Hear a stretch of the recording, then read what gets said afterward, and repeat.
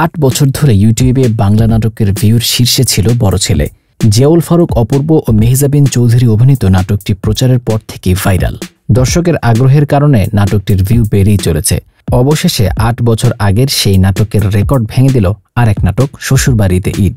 বাংলা নাটকের ভিউয়ে এটি এখন শীর্ষে রয়েছে। বড় ছেলের ভিউ 5,41,00,000। সেখানে শ্বশুরবাড়িতে ঈদ নাটকটির ভিউ 2 লাখ বেশি, 5,43,00,000। গত বছরের এপ্রিলে নাটকটি প্রচারিত হয়। মাত্র 1 বছরে নাটকটি ভিউয়ের শীর্ষে চলে আসে। নাটকের জুটি নিলয় আলমগীর ও জান্নাতুল সুমাইয়া হিমি। খবরটি সোমবার রাতেই শুনেছেন হিমি। তিনি মনে করেন এটা দীর্ঘ পরিশ্রমের ফল। একটি কাজের পেছনে অনেক কষ্ট থাকে, দর্শক সেটা পছন্দ করলে সার্থক মনে হয়। তবে একটি বিষয় খারাপ লাগে, সেটা হচ্ছে তুলনা করা। অনেকে লিখেছেন এই নাটকটি দিয়ে ওই নাটককে হারিয়ে দিল। আমার কাছে তুলনা করাটা ভালো লাগে না। বাংলা নাটকের শীর্ষ ভিউ রয়েছে এটা বলা প্রাসঙ্গিক। 1 নম্বরে আছি এটাও বলা আমার পছন্দ না, কারণ অনেক নাটক রয়েছে যেগুলোর ভিউ এখন কম হলেও দর্শক প্রিয়।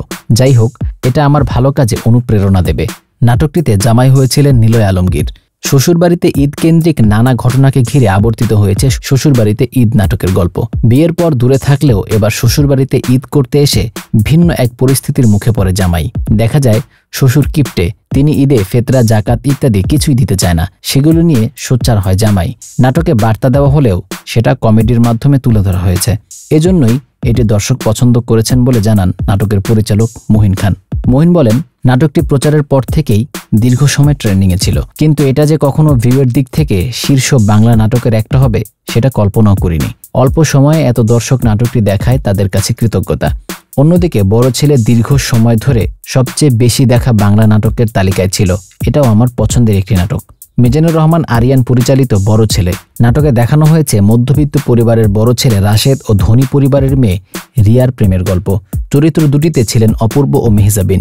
গল্পে দেখা যায় রাশেদের বাবা একজন স্কুল শিক্ষক, সে অবসরে যাচ্ছে। তখন পরিবারের হাল ধরে বড় ছেলে, কিন্তু কোনো চাকরি সে খুঁজে পায় না।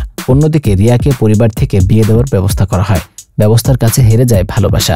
ভিউয়ের দিক থেকে তৃতীয় স্থানে আছে জাকিয়া শৌখিন নির্মিত নাটক ভুলো না আমায়। ফারহান ও কেয়া পায়েল অভিনীত এই নাটক এখন পর্যন্ত দেখা হয়েছে 8,98,00,000 বার।